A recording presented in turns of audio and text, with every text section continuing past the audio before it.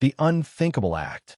The Terran hospital ship Mercy's Light drifted through the neutral sector, its hull marked with the universal insignia for medical neutrality. Designed for humanitarian missions, the vessel carried no weapons. Only doctors, nurses, and hundreds of wounded, not just humans but also allies and former enemies alike. War had raged across the sector between the Xel'Vran Dominion and the Xerani Coalition, and Mercy's Light had been tasked with evacuating the most critical casualties to safe zones. Captain Alara Vasquez stood on the bridge, watching the holographic display of nearby systems. She had once commanded warships, but after years of battle, she had chosen a different path. Instead of dealing death, she now saved lives. Her crew was composed of military veterans, civilian doctors, and volunteers from various species, all working toward a singular mission: mercy. "Captain, we're approaching the designated extraction point," said Lieutenant Darius Holt, her XO. "No signs of hostiles. Xerani ships are waiting for our arrival." Alara exhaled softly. "Good. Let's get this done in." The proximity alarms blared. Unidentified ships had entered the system. Reading multiple contacts, vectoring in fast, reported Ensign Rella, the feline-like Tari sensor officer. Signatures are Xel'Vran. Alara's blood ran cold.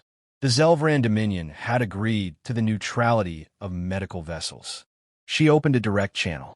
"This is Captain Vasquez of the Mercy's Light. You are in violation of interstellar law. We are an unarmed medical ship carrying wounded from both sides. Stand down." There was no response. Instead, the enemy ships, sleek, insectoid warcraft, opened fire. The first blasts ripped through the ship's deflector shields, shaking the vessel violently. The bridge lights flickered. Damage reports flooded in. "They're targeting our engines," Holt shouted. "Evasive maneuvers, full distress signal, now," Alara ordered, gripping the armrests of her chair as another blast sent medical supplies and personnel flying across the decks. The ship's AI, Solace, broadcasted an urgent message to all nearby frequencies. "This is the medical vessel Mercy's Light. We are under attack. Repeat, we are under attack by Xel'Vran forces. Mayday! Mayday!" In the med bay, Dr. Anika Sharma and her team struggled to keep their patients alive as emergency systems failed. Cryopods containing the most fragile cases powered down one by one. "We can't lose power here. We have people in critical condition," she shouted over the chaos. On the exterior hull, escape pods attempted to launch, only to be targeted and destroyed before they could reach safe distance. The Xel'Vran weren't just attacking. They were ensuring no survivors. "Captain, hull breaches across multiple decks. Reactor containment failing." Alara knew what this meant. There was no stopping the inevitable. They were going to die. She straightened, jaw tightening. "Transmit everything to Earth. Live feed." The crew worked desperately as the enemy ships continued their merciless assault. Footage of dying patients, shattered bulkheads, and the Xel'Vran's ruthless attack was sent across human-controlled space. The entire United Terran Command watched in real time as the Mercy's Light was slaughtered. Alara turned to Holt.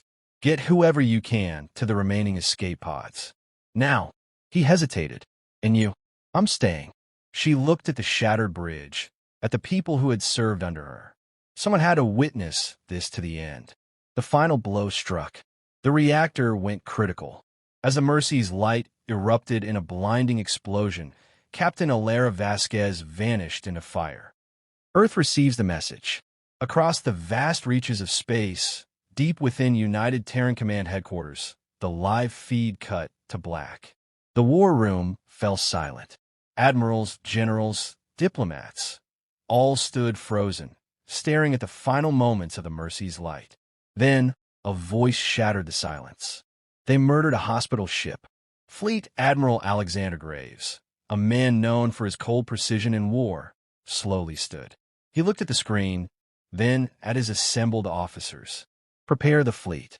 "But the council," one officer started. Graves cut him off, his voice like steel. "I don't care about the council.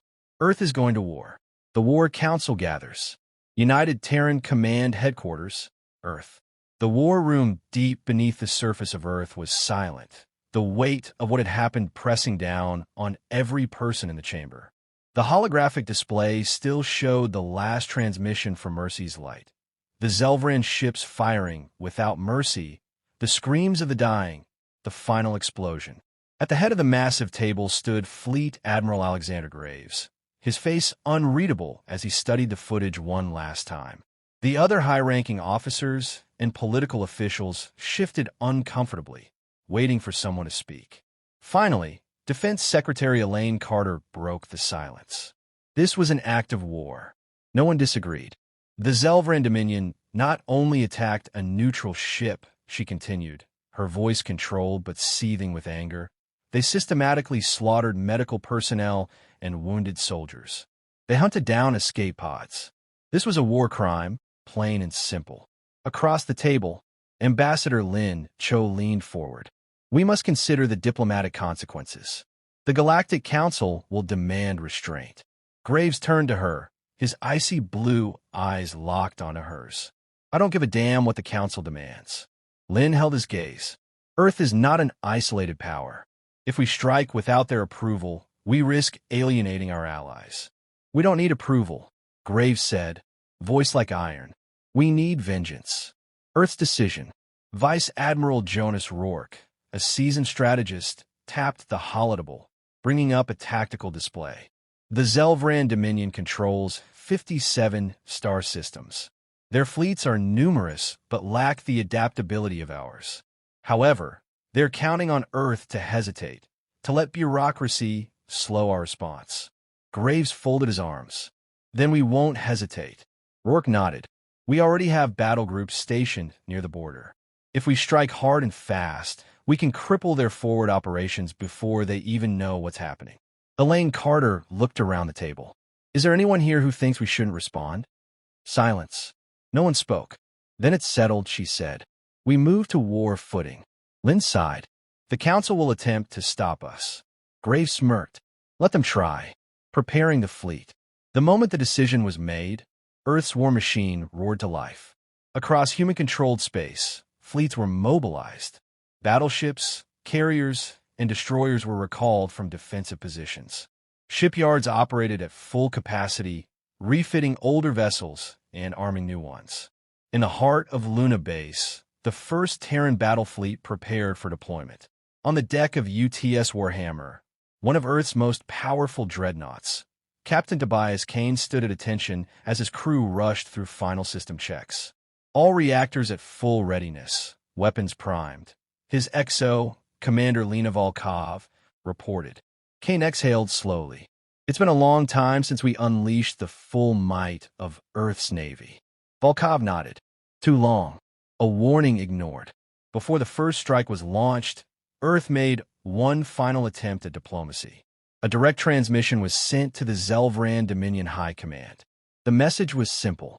Surrender those responsible for the attack on Mercy's light. Offer reparations. If you refuse, we will bring war to your doorstep. The Xel'Vran response came hours later, broadcasted across all channels. Laughter. Then a single message. You humans are soft. You threaten war, but you lack the stomach for it. Your hospital ship was weak, and so is your species. Earth's answer. In the war room, the message played for the assembled officers. Graves stood. Transmit my orders to the fleet. He looked around the room, his voice calm, certain. We strike at dawn. Fire and fury. The first strike. Xel'Vran border system. The void of space burned. The first Terran Battle Fleet arrived in the Dranos system, a critical Xel'Vran border stronghold. The enemy had expected a slow, diplomatic response. Instead, Earth delivered obliteration. From the bridge of the UTS Warhammer, Fleet Admiral Alexander Graves observed the battlefield. The Xel'Vran defense fleet scrambled, caught off guard. Their ships had just begun to mobilize when the first wave of Terran assault craft launched from carriers, streaking toward enemy vessels like guided spears of fire. Target their command ships, Graves ordered. No mercy. Across the fleet, Terran warships executed coordinated strikes. The UTS Titan's Wrath, a heavy battlecruiser, unleashed its railguns, tearing through the shields of a Xel'Vran destroyer before a barrage of torpedoes shattered its hull. Elite Terran Black Talon strike teams deployed from stealth ships, infiltrating Xel'Vran vessels and sabotaging internal systems. Explosions ruptured corridors, decompression vents ripping enemy soldiers into the void. Within the first 30 minutes, half the Xel'Vran fleet was in flames. Boarding action, the nightmare within. On the shattered hulk of the Xel'Vran dreadnought Krastal, a team of Terran Marines breached the command deck. Led by Major Elias Connors, the Black Talon squad cut through the remaining Xel'Vran forces with brutal efficiency. They weren't here just to kill. They were here for answers. As they secured the bridge, Sergeant Lena Carter hacked into the enemy systems. Her eyes widened. "Sir, you need to see this." A holographic display lit up, revealing horrifying data logs. The Xel'Vran hadn't just attacked Mercy's Light. They had experimented on the survivors. Footage showed human prisoners, doctors, patients, nurses subjected to gruesome medical procedures. Some were dissected alive. Others were exposed to biological weapons. Major Connors clenched his jaw, barely suppressing his rage. "Send everything to Fleet Command. They need to see this." But as the transmission was sent, another discovery was made. Hidden deep in the data logs was a classified directive from the Xel'Vran High Command. The attack on Mercy's Light hadn't been a random act of aggression. It was a test. The Xel'Vran Dominion had underestimated humanity.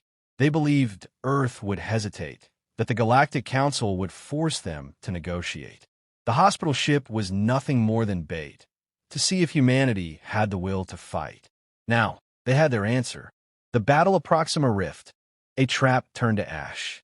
The intercepted data revealed an incoming Xel'Vran reinforcements fleet, massive in size, meant to counterattack and crush Earth's forces before they could advance further. But Earth's fleet had already set a trap.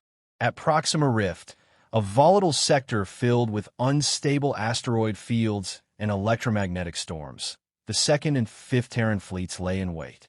As the Xel'Vran warships arrived, expecting to ambush the Terrans, they instead walked into a slaughter. Human forces struck with surgical precision. Stealth cruisers emerged from asteroid shadows, unleashing EMP waves that shut down Xel'Vran shields. Terran destroyers, maneuverable and AI-assisted, weaved between enemy capital ships, unleashing missile barges that cracked hulls like brittle glass. On board the Warhammer, Graves watched the battle unfold. Bring in the Hammerfall dreadnoughts. The UTS Dominion's Wrath and UTS Indomitable, two of Earth's largest warships, emerged from warp. Their planet cracker cannons, originally designed for asteroid mining, turned the Xel'Vran flagship into a molten husk with a single shot. By the time the battle ended, the entire Xel'Vran reinforcement fleet had been annihilated. Escalation, humanity's wrath unleashed. With Proxima Rift secured, the path to the Xel'Vran homeworld lay open. Admiral Graves sent one final transmission to the enemy high command. "You wanted to see if humanity had the will to fight. Now you will see what happens when we do." The Terran Battle Fleet advanced. And this time, there would be no mercy, vengeance and justice. The Siege of Xel'Vran Prime. The Terran Battle Fleet arrived in the Xel'Vran home system, a vast expanse of heavily fortified defenses, planetary shields, and war fleets waiting in formation. It was a sight meant to intimidate. It did not. From the bridge of the UTS Warhammer, Fleet Admiral Alexander Graves studied the enemy positions. The Xel'Vran had mobilized everything: dreadnoughts, orbital defense stations, and automated weapon platforms.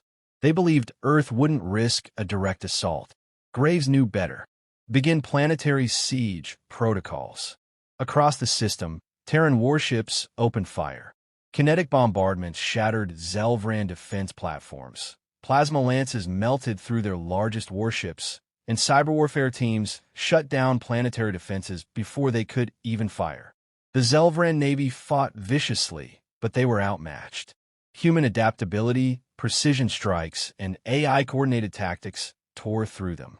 The UTS Titan's Wrath unleashed a saturation missile strike, wiping out an entire fleet battle group in seconds. On the ground, Xel'Vran cities watched in horror as Terran dropships descended, deploying Black Talon commandos to secure key locations. Humanity wasn't here to destroy. They were here to end the war. Surrender or annihilation. From their underground bunker, the Xel'Vran High Command, once so arrogant, now trembled. A final transmission arrived from the Terran flagship. Admiral Graves' face appeared on their displays, his voice cold and absolute. Your fleets are destroyed. Your defenses are gone. You have two options. The screen split, showing two contrasting images. One side displayed a formal surrender document, offering a chance for survival, under heavy reparations, trials for war criminals, and a permanent military reduction. The other side? A Terran orbital strike, burning an uninhabited moon to ash in seconds. A demonstration. A warning. Choose. For the first time in their history, the Xel'Vran understood fear. They surrendered. Aftermath. The cost of war. The Galactic Council, once hesitant to act, now scrambled to negotiate peace. Humanity had proven its strength, and no species dared challenge Earth's resolve. War crime tribunals were established. The survivors of Mercy's Light were honored, their names etched into history. But the lesson was clear. Final scene, the vow. Months later, a new hospital ship was launched from Luna shipyards. The UTS Mercy's vow. Unlike its predecessor, it did not travel alone. A Terran battlecruiser escorted it, ensuring that no enemy would ever mistake Earth's kindness for weakness again. As Admiral Graves watched the ship depart, he whispered a vow to the void. Never again.